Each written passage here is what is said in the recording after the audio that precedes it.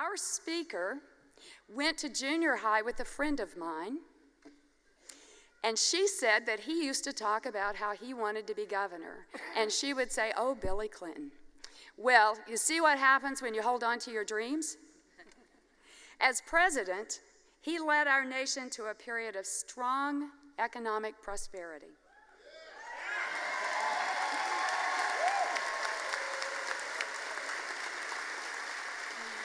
There may be a lot of that. While Bill Clinton was president, the nation enjoyed the lowest unemployment rates in recent times, the lowest inflation rate in decades, the highest home ownership rates in its history, and improving economic equality. His foreign policy achievements included presiding over the 1993 signing of the Oslo Accords between Israel and the Palestine Liberation Organization, establishing peace in Northern Ireland, stabilizing war-torn Bosnia through the Dayton Peace Accords, and helping end Serbia's ethnic cleansing of Albanians in Kosovo.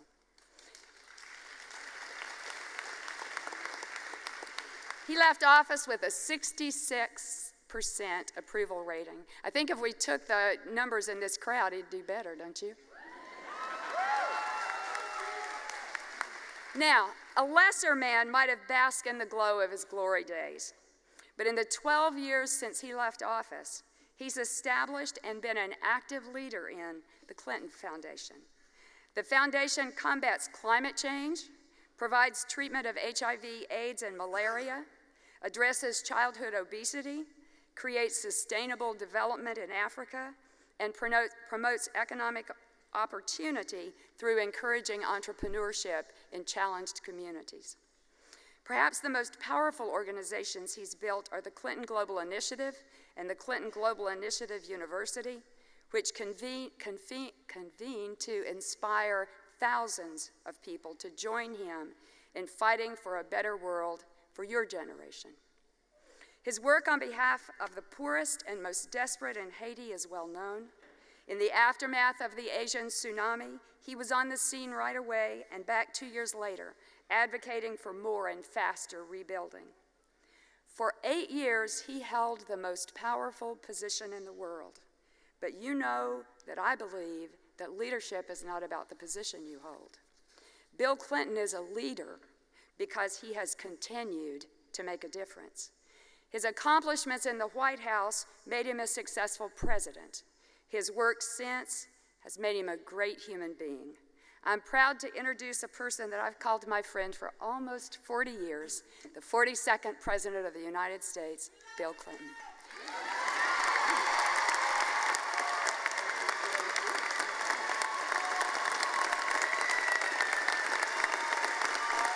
Thank you very much. Thank you.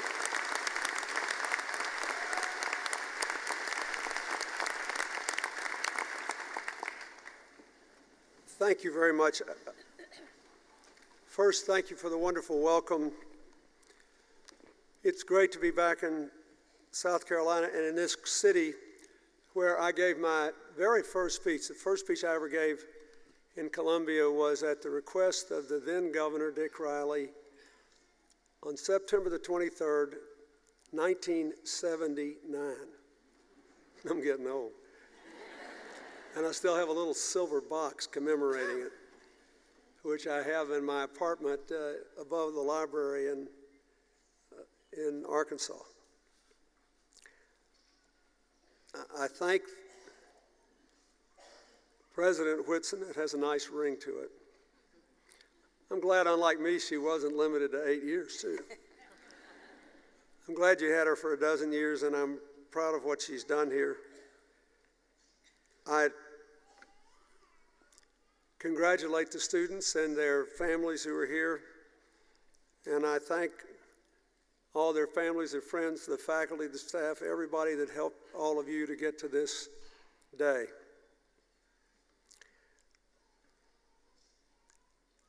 This is a day which is about you and your future, so I will try not to reminisce too much about the past. And I am also well aware that for most people, the least important part of a college commencement is the speaker. I graduated from college 44 years ago, and I'll bet you anything in 44 years, hardly anybody will remember anything I had to say. I, however, remember the entire commencement address of the man who gave my college commencement. At Georgetown University, on June the 8th, 1968, we're sitting on the lawn. The mayor of Washington, D.C., Walter Washington, was introduced to give our speech. He stands up, a huge storm cloud comes over. And at the first loud clap of thunder, the mayor looked at us and said, "If we don't get out of here right now, we're all going to drown." If you want a copy of my prepared remarks, you write me and I'll send them to you. Good luck.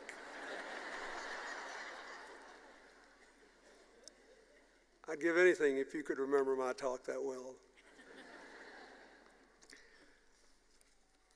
The only personal advice I have is what you've already been given. Thomas Jefferson, when he was helping to pen our founding documents, said that we are all endowed with our Creator with inalienable rights to life, liberty, and the pursuit of happiness. Not with the right to happiness, the right to pursue it. Turns out the joy is in the pursuit. And the real personal value of a university diploma is that it gives you more choices and more power to follow your heart as well as your mind. It's been my experience in life that most people are happiest doing what they're best at. But the important thing is to do what you wish most deeply to do, because then it doesn't feel like work. People tell me all the time I'm working too hard, and I say I don't work an hour a day because I like what I'm doing. And I think it's really important to recognize that in most of human history, if you go back to the rise of the first human beings on the East African savanna, something like 150 or 170,000 years ago, throughout all of human history, most people had utterly no choice about what they did to survive from one day to the next. They had to do whatever it took to get enough food and to establish some sort of family bonds and to have children so that the human race would go on, and then to try to make sure they survived.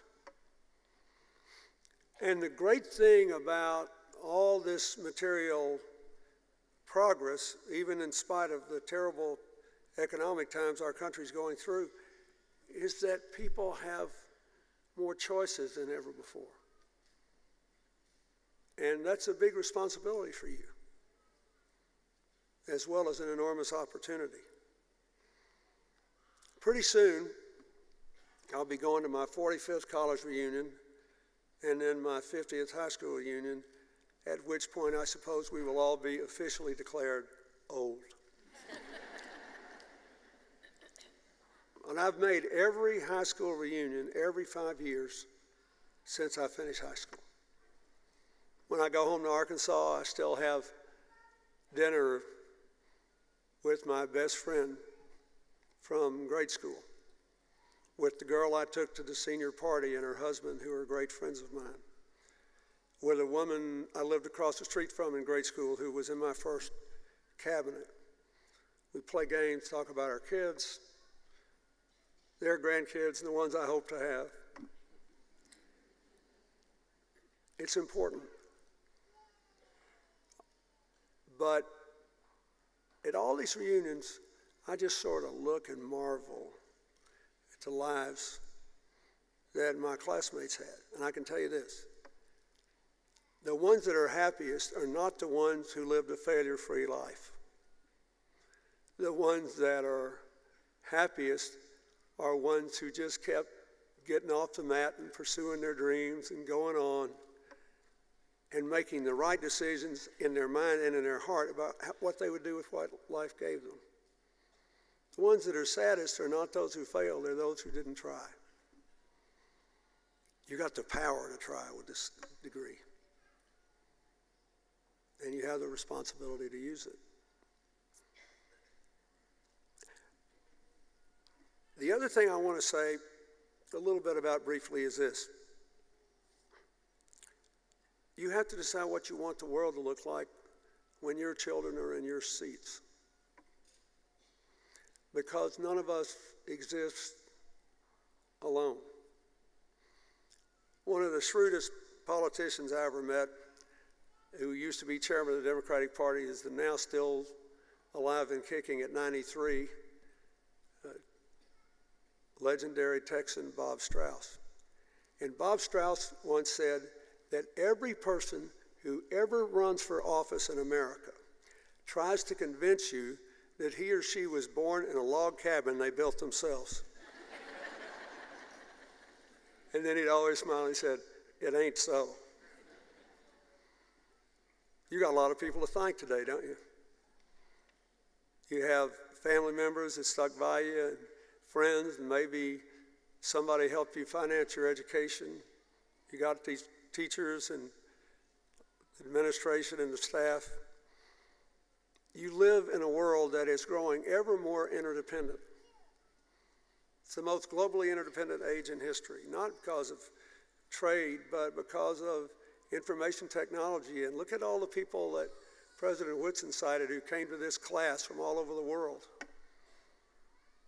It's an amazingly interdependent world. We know what's going on. I could follow on CNN my Secretary of State's travails in China as she tried to negotiate freedom for the human rights lawyer and his family. Whether we like it or not, our futures are bound up together. And in a world like that, you're a part of a lot of communities. So you don't just get to burrow through life on your own track. You also have to think about, what do you want the future to be like for your family, for the community you live in, for the state, for the country you live in, and for the world? What would you like it to be that when your kids are here? I know what I think. Since we're living in an interdependent world, all it really means is that we're stuck with each other. Divorce is not an option.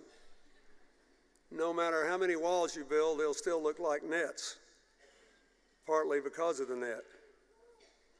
And it's happened, poof, like this. I became president 19 years ago. You know how many sites there were on the World Wide Web? 50. More than that have been added since I started talking. You know how much a cell phone weighed when I took the oath of office? The average cell phone? 5 pounds. Now they're so small that guys with big hands can barely use them. It's happened. I want that world that we're condemned to share to be a world of shared opportunities and shared responsibilities. A world with a deep sense of community across our different cultures and creeds and races. A world where we have a profound sense of opportunity to the future that includes saving the planet for our children and grandchildren, where we celebrate our differences, but we know down deep inside that our common humanity matters more. Now, if you want a world like that, you have to ask yourself, what in the world could I do to get it? The truth is that everybody can do something. That individuals have more power to do more public good as private citizens than ever before. You send that group of students down to Central America to help empower girls and women, and you did it because you could now. And it's a terrible burden when you know you can do things. It means you got to do it.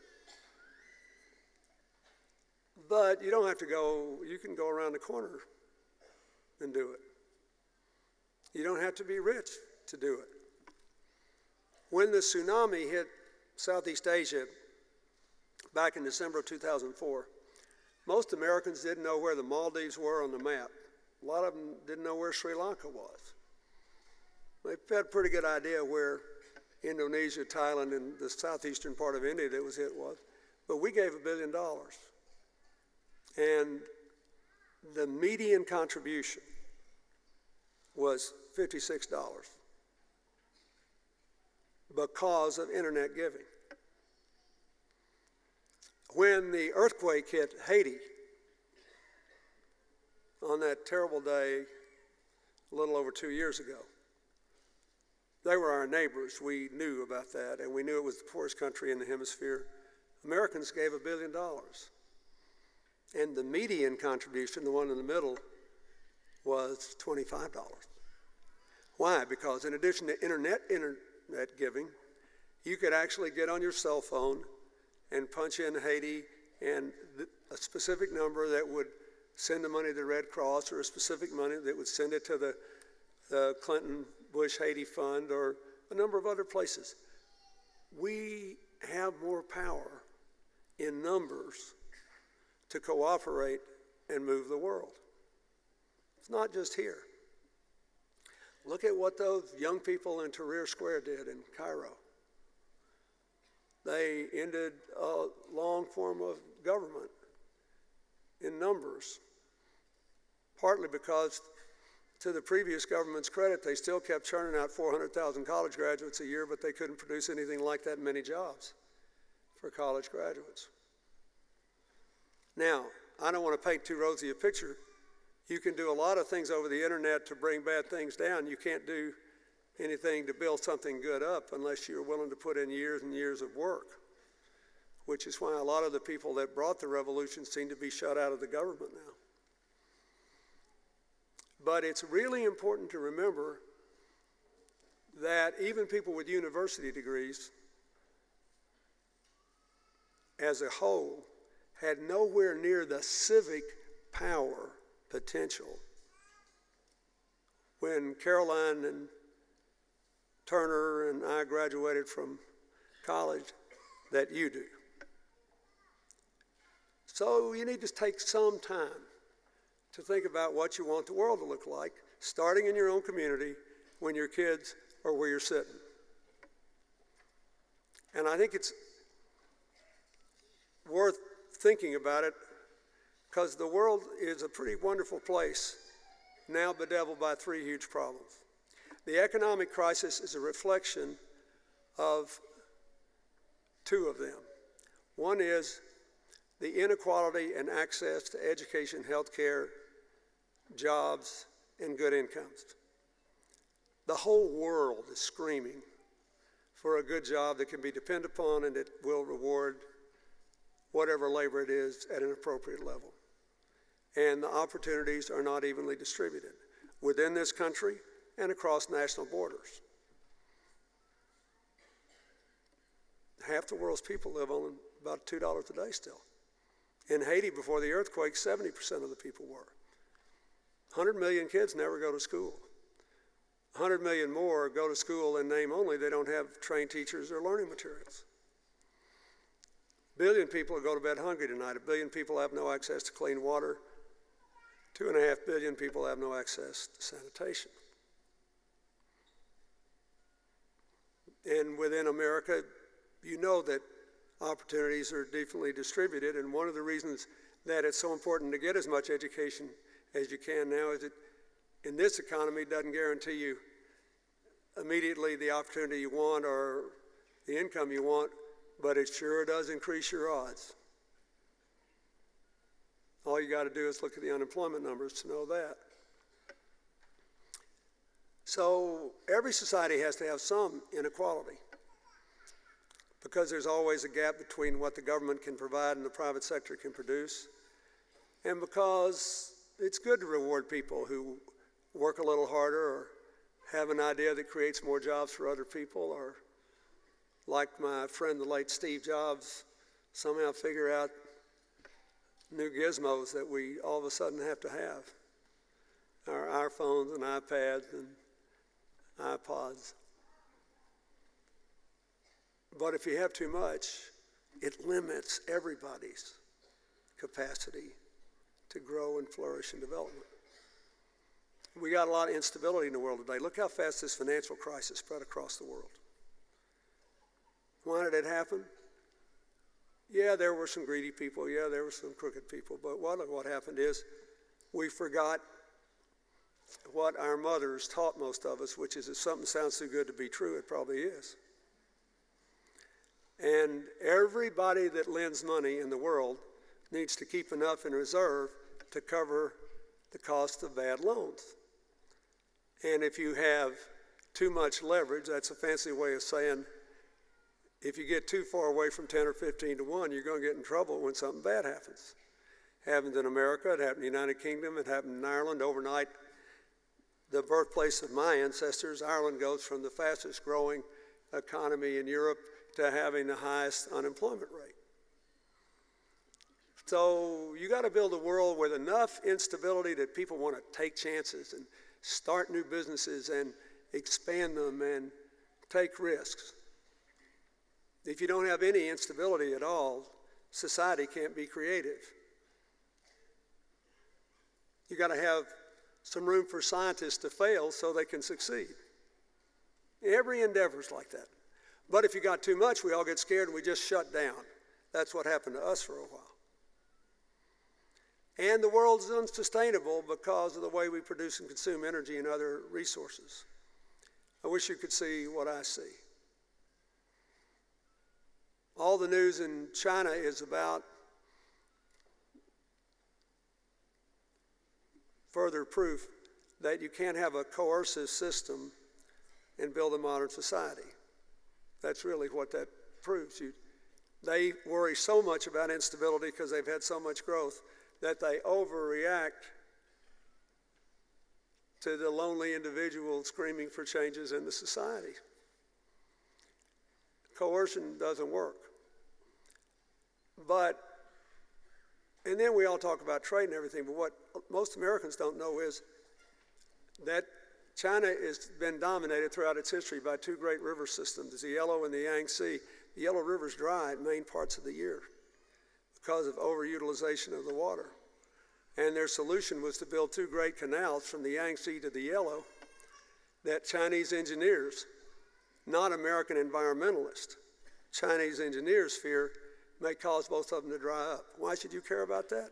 Because it's 25% of the world's population, and we're either going to share the future with them and build shared responsibilities and shared opportunities, or we're going to get off in our corner and be in some sort of conflict situation which will diminish your future if you never leave the border of South Carolina.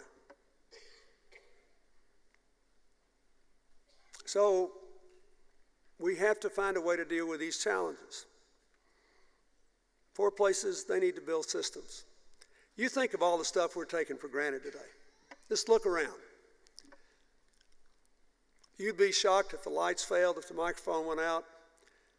God forbid if the air conditioning failed and my hot air really did make you uncomfortable. If you don't like what I'm saying, you can excuse yourself and go get a drink of water, and you're not worried about drinking the water. I spend a lot of my life in places where people can't take any of that for granted. I went to visit one of my farm projects in Malawi 2 years ago. It took me an hour and a half to go 11 miles. Farmers have to give up half their income every year where we don't work. We took care of it. Half their income just to get their food from their produce, what they produce, their crops, from their farm to the market, because nobody's got a car and the roads stink, and they know the people that do it, they got them over a barrel. So all these farmers are going to have to live in poverty forever, even though they're perfectly good farmers. So we went out there to take their crops to market for them, among other things. But the point I'm trying to make is we take all this stuff for granted. In poor places, you have to build up structures of opportunity that got you into these seats today. A lot of you overcame a lot of obstacles, but like old Bob Strauss said, we didn't build a log cabin ourselves. Now, in wealthy places like America or Europe or Japan, what we have to do is to reform our systems, make education better and more inclusive and more affordable, right? Convince more young women to go into science, technology, engineering, and mathematics so we can create 3 million more jobs that are there. We just can't fill them right now. We got to do the same thing in healthcare. We can't keep spending $1 trillion more on healthcare than we would spend if we had any other country's health system. We got a lot of work to do. We got to modernize its economy. We got to deal with the long-term debt of America. And it's hard to do all of it because rich countries have a different problem. We have systems, they work, that's how we got rich, that's how you're sitting there. But once you do that for a long time, then the systems tend to get rigid. And people become more interested in holding on to present gains than creating a brighter future for their kids. More interested in holding on to their position than advancing the purpose for which the government or a business or a college was set up in the first place. It's happened since the dawn of time. But the end is still the same. You're trying to create a future that we can share, that you can leave to your kids. Your president, Caroline Whitson, and my wife are poster children for what happened to women in the last half of the 20th century. Barack Obama is the poster child for what happened to the civil rights movement in the last half of the 20th century, right? And I read a book the other day thinking about all the political gridlock in Washington, where this guy said, you know, America's made a lot of progress. We're not as anti-woman as we used to be. We're less racist than we used to be. We're less homophobic than we used to be. We don't discriminate against people who have different religions than we do. We just don't want to be around anybody that disagrees with us. It's our last remaining bigotry. And that's the last point I want to make. At a time when we celebrate the life of the mind, we forget that how we do things are sometimes as important as what we do. And if this university degree hadn't taught you anything, it should have taught you that you don't yet know everything. You're all going to get a Bible here, including those of you who aren't Christians. And whether you are or not, I urge you to open it when you get home and read one chapter you have heard every time you went to a wedding. It's pretty there, but it doesn't belong. In St. Paul's letter to the Corinthians about love. It's really about love for our fellow human beings and why having a charitable feeling toward other people, no matter how different they are than you, is the most important virtue according to this letter. More important than faith and hope is love. Why? Because he says in this life, as long as we're on this earth, we will see through a glass darkly, and we will know only in part. And whenever we think that we know it all, we are on the road to ruin. Which means we can't be right all the time, and they, no matter who they are, they can't be wrong all the time. Even a broken clock is right twice a day. And every one of us is condemned to spend our entire life in that netherworld where we're going to be right almost every day, more than twice. And we're never going to be right all the time. That's why what is working today is creative cooperation. And that's why in America, when our politics only works through conflict, which is different from disagreement. That's healthy. We're getting in trouble. I could take you, I just got back from Silicon Valley. And I had talking about the work of my foundation, trying to drum up some support. You can't tell there's a recession there. There's no housing crisis. There's an unemployment problem. It's too low. They can't find enough people to fill their jobs. Orlando, not very far from here, has 100 computer simulation companies. Did you know that? Orlando. It's the computer simulation capital of the world. Why? Because NASA and the Defense Department spend $5 billion training people on simulators to drive tanks, fly jets, and put spaceships up. It's cheaper and safer than letting people start on the real thing. But they get a lot of money from Disney World and the Universal theme park because it's more exciting to take your kids there if they have good computer simulation. And the video game division of Global Entertainment Arts there, because if, like me, you occasionally get hooked on one, you know that in order to maintain that constant state of anxiety-driven attention deficit disorder that video games induce, you need good computer simulation. University of Central Florida now has 53,000 students. They change the curriculum every semester to keep feeding the beast. The faculty members earn money for the school by coming up with commercially viable ideas and licensing them there. And they're all working together. Government, the private sector, they work on problems. Republicans, Democrats, private foundations. Creative cooperation works. We live in a world where we have to solve these problems together. And there's something for everybody to do. So, it begins by recognizing the importance of personal freedom, personal potential, but cooperation for you to get where you want to go. And I hope every one of you will find a way to do that. Last thing I want to say is this. One of the places I work in Africa, where nobody's got a car, and everybody walks everywhere. When people meet each other walking on these mountain paths and they say, "Good morning, how are you?" in their native languages, the preferred answer is not, "I'm fine, how are you?" which is what we'd say, right? What they say is, in English, "I see you." You think about it. How many people on this exciting day for you did you pass that you didn't see? Who's going to clean this place when you leave? These people played their music and they're sitting there right in front of you. Did you really give them a good look at them? We live life oblivious to the fact that people are swarming around us all the time with their own dreams, their own hopes, their own fears, their own problems.